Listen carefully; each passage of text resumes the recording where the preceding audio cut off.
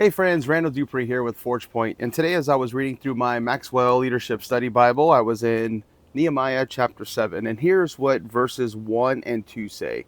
So it says, "Then it was when the wall was built, and I had hung the doors, and the gatekeepers and the singers and the Levites had been appointed, that I gave the charge of Jerusalem to my brother Hananiah, the leader of the citadel, for he was a faithful man and feared God more than many." And so from this passage, we get changing with the times. And here's what John Maxwell has to say about changing with the times.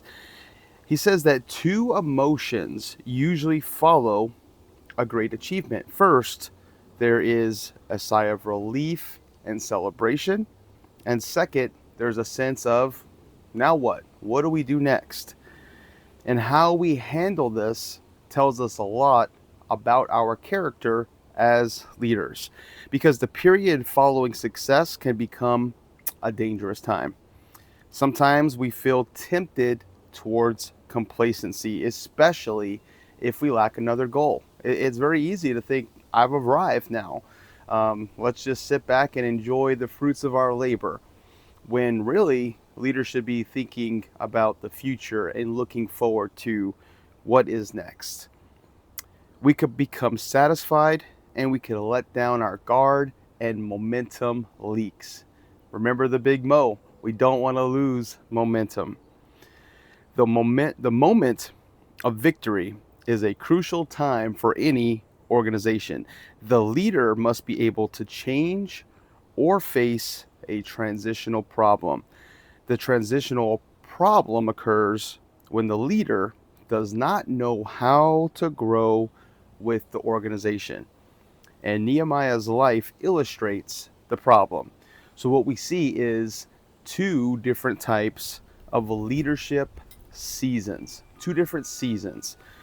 So the first one is the catalyst versus the consolidator.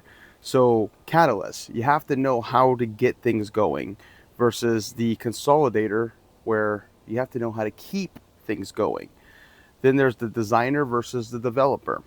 The designer thinks it up, but the developer follows it up. There's the motivator. The motivator encourages versus the manager that organizes. And then lastly, we got the entrepreneur versus the executive. The entrepreneur relies on self, but the executive has to rely on others. And depending on what season we're in, the leader has to have the discernment to know which mode to be in, right? Depending on the organization and the growth of the organization and the season that the organization is going through, the stage of the project, whether we are at the beginning of the project or the end of the project, whether the project has been successfully completed or maybe abandoned, the leader has to be able to transition between these two different seasons, between catalyst, consolidator, designer, developer, motivator, manager, or entrepreneur and executive.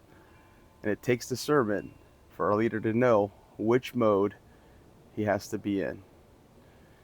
Thank you so much for listening. I hope this added value to you today. Have a blessed day.